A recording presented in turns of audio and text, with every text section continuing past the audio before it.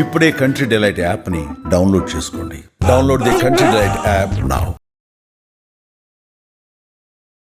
నమస్తే రమగారు. నమస్తే జయ.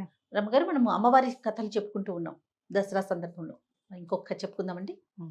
చాముండి, చాముండేశ్వరి అమ్మవారా? ఓకే. అయితే పూర్వం శుంభ నిశుంభులని రాక్షసులు. వీళ్ళట ఎంతో తపస్సు చేసి బ్రహ్మదేవుడిని ప్రత్యక్షం చేసుకున్నారు.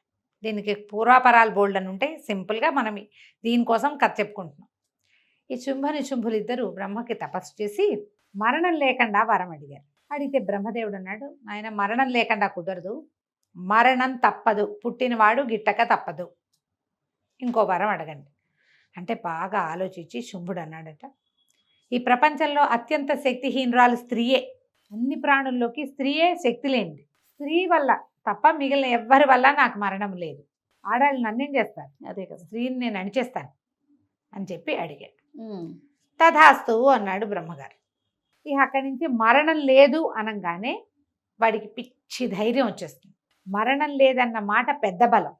ఈ శుంభ నిశుంభులు ఇక దేవతల్ని బతకనివ్వలా, వాళ్ళు భూమి మీద మానవుల్ని బతకనివ్వటల్లా, నానా ఇబ్బందులు పెట్టేవాళ్ళు. అయితే అంబిక అమ్మవారు సింహవాహినిగా అతన్ని సంహరించడానికి వచ్చింది. వాళ్ళంతట వాళ్ళు రావాలి. అయితే ఏం చేసిందట, ఈ శుంభ నిశుంభుల పురానికి బయట పెద్ద అడవిలో సింహవాహినిగా అక్కడ ఉన్నది, ఉద్యానవనం లాంటిది ఒకటి. అయితే కొంతమంది రాక్షసులు ఆ వైపుగా వెళ్ళి ఆమెను చూశారు. చూసేసరికల్లా వాళ్ళు పోయి చెప్పారు, ఎవరో ఒక ఆవిడ చాలా అద్భుత సౌందర్యవతి అని చెప్పేసరికల్లా సరే ఈయనకి చంద్రుడు ముండు, తర్వాత తామ్రాక్షుడు, ధూమ్రలోచనుడు, ఇట్లా బోళ్ళంత మంది సైన్యాధిపతులు ఉన్నారు శుంభుడికి. సరే వాళ్ళల్లో ఒకరిని వెళ్ళి చూసిరమ్మన్నాడు. వాళ్ళు కూడా పోయి చూసొచ్చి ఆవిడికి ఎంత అందంగా ఉందో, అలాంటి స్త్రీని చేపట్టి నువ్వు సంతోషంగా ఉండాలి, ఆమెతో కాలక్షేపం చేయొచ్చు, నువ్వు నీకు తగిన భార్య ఆమెను తెచ్చుకోమని చెప్పారు. చెప్పేసరికల్లా సరే ఈయనేం చేశాడు, సైన్యాధిపతుల్లో ధూమ్రాక్షుడిని నువ్వు వెళ్ళి ఆమెను పిలుచుకురమనేసరికల్లా ఈ ధూమ్రాక్షుడు బోళ్ళంతమంది సైన్యాన్ని కూడా వెంట పెట్టుకుని రాణిగారిని ఇప్పుడు ఆవిడ ఒప్పుకుంటే ఆమెను తీసుకురావడానికి పల్లకీలు అవి కావద్దు అని చెప్పి వెళ్ళాడు. వెళ్ళేసరికల్లా ఆవిడ ఏం చేసింది, అడిగి రమ్మనేసరికల్లా, నేను ఎవరిని అనుకుంటున్నావో, నాకంటే బలశాలి అయితే కానీ నన్ను సంపాదించలేడు అంటే బలం చూపిస్తాను అన్నాడు. ఏది చూపించు అంది ఆవిడ. చూపించనేసరికల్లా వీళ్ళు యుద్ధానికి వెళ్ళేసరికల్లా విరుచుకు తినేసింది అందరినీ ఆవిడ ఒక దెబ్బకి. మొత్తం సైన్యం అంతా పోయింది. ధూమ్రాక్షుడు ముక్క చెక్క అయిపోయాడు. అక్కడి నుంచి వెనక్కి వెళ్ళింది కబురు. వెళ్ళేసరికి ఆయన కోపం వచ్చేసింది. నా సైన్యం ఆడది రాకపోతే రాననాలు కానీ వీళ్ళని చంపేస్తుందా, వాళ్ళ సంగతి చూడమని చండుణ్ణి ముండుణ్ణి పంపించారు. చండు ముండు వీళ్ళిద్దరూ వెళ్ళారు. ఇది మామూలు వాళ్ళు కాదు, వీళ్ళు చండముండాసురులు, మహా గొప్ప పేరున్న వాళ్ళు. అయితే వీళ్ళు వెళ్ళి ఆమెను నిలదీశారు. నువ్వుట వీళ్ళందరినీ సంహరించావు, నీకంత బలమేం లేదు, నీకంటే బలశాలి మాకు శుంభుడు, మామూలు వాడు కాదు, నువ్వు రావాల్సిందే మా దగ్గరికి. రావాల్సిందేనంటే ఆవిడకి పిచ్చి కోపం వచ్చిందట. ఆ కోపం వచ్చేసరికల్లా ఆమెలో ఇంచి ఒక శక్తి బయటకు వచ్చింది. ఆమె ఎట్లా ఉంది, పుర్రెల మాల ధరించి, కండలు శుష్కించిపోయి ఎముకలు మాత్రమే కనపడుతున్నాయి, బక్కది సన్నగా ఉందన్నమాట. పొట్ట లోపలికి వెళ్ళిపోయింది, దవడలు లోపలికున్నాయి, నాలుక బయటకు వచ్చి, కళ్ళిట్లా ఉరుగులట్టు ఎర్రటి కళ్ళు, పుర్రెల మాల, ఖడ్గం, ఆ రూపంతో బయటకు వచ్చింది. రావటం ఏమిటి, ఇక ఎట్లా విరుచుకుపడిందంటే ఏనుగుల్ని గుర్రాలని ఎత్తి నోట్లో వేసేసుకుంటాం, మింగేయటమే. నాలుకలోంచి ఇట్లా నెత్తురు ధారలు కారుతున్నట్టుగా నాలుక ఇట్లా బయటకు వస్తుందట. చూడ్డానికి భయం వేసేలాగా ఉంది. వీళ్ళు రాక్షసులు, ఇప్పుడు మనం చెప్పుకుంటే భయం మనకి, రాక్షసులకి ఏం భయం. అక్కడి నుంచి ఈ చండు వచ్చాడు ముందు. రాగానే ఇవిడ ఏం చేసిందట, చంద్రుడిని శిరస్సును ఖండించింది. ముండు వచ్చాడు, ముండు శిరస్సుని ఖండించింది. ఆమె 8 చేతులతోటి ఉందిట. 8 చేతులతోటి పుర్రెలు అవి ఇవి పట్టుకుని ఉంది. ఏం చేసింది, చండు ముండు 2 శిరస్సులు పట్టుకుని వెళ్ళి వెనక్కి తిరిగిందట శక్తి.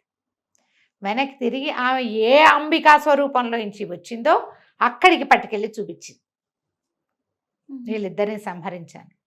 అమ్మవారు ఎంతో సంతోషించి ఏం చెప్పిందంటే, నువ్వు చండుడిని ముండుడిని సంహరించావు కాబట్టి ఈ రోజు నుంచి నిన్ను చాముండి అని పిలుస్తారు. ఈ శక్తిని ఉగ్రశక్తి. లలితా సహస్రాల్లో చండముండాసుర నిషూధిని అని ఒక నామం ఉంది. లలితాదేవి యుద్ధం చేసిందని కదా చెప్పుకుంటాము. అవునవును. భండాసురుడు అనే రాక్షసుని చంపింది, ఇంకా ఎవరెవరెవరెవరినో చంపింది. విశుక్రుడు, విషంగుడు అని వాడి సైన్యాధిపతులు వాళ్ళందరినీ అందులో చండముండాసుర నిషూధిని. ఆ చండముండాసుర నిషూధిని ఎవరైతే ఉన్నారో ఆమె అమ్మవారి యొక్క ఉగ్రకళ. ఆమెనే మనం కాళిగా చెప్పుకుంటాం.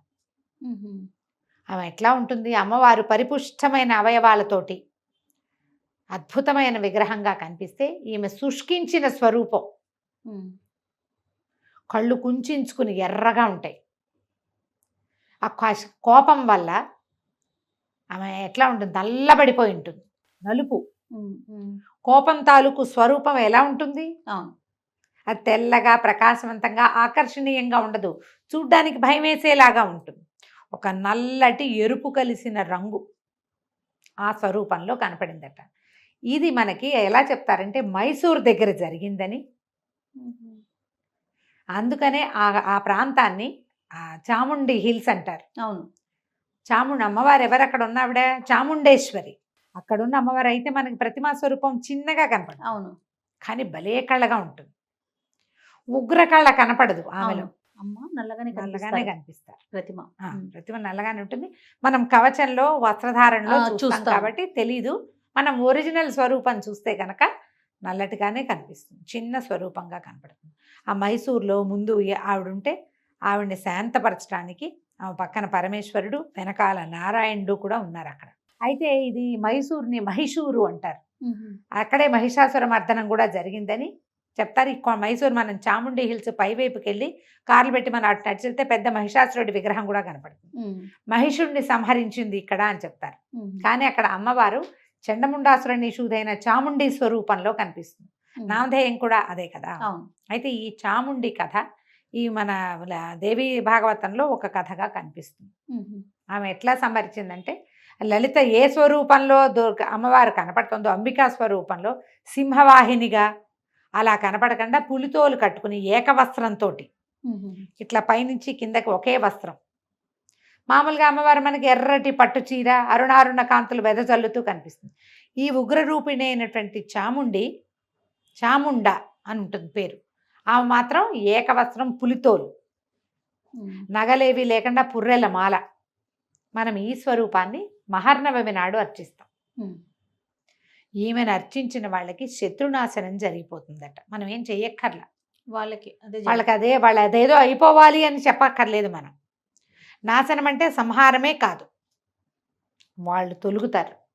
మిగిలిన రోజుల్లో చేయకపోయినా 9వ నాడు మనం ఈ కాళికా స్వరూపాన్ని కనుక తలచుకొని కథ విని ఆమె స్వరూపాన్ని ఒకసారి ఊహించుకుని నమస్కారం చేసుకుంటే ఆమెకి ఇష్టమైనటువంటి, ఆమెకి మాంసాన్నం చాలా ఇష్టం. మాంసాన్నం మనం పండగ రోజుల్లో పెట్టరు, మామూలుగా అందరూ మాంసం పెట్టరు కాబట్టి మినుము గనక ఏదైనా చేసి వస్తువు అమ్మవారికి నివేదన చేస్తే మినపప్పుతోటి ఆమెకి ప్రీతి చెందుతుందని, ఆమెకు శక్తి వస్తుంది, బలం వస్తుంది. ఆమె మనతో పాటు ఉండి మనకి ఏదైనా ఇబ్బందులు ఉంటే ఆ శత్రువర్గాన్ని జయించడానికి అమ్మ మనకి సహాయపడుతుంది. నమస్తే.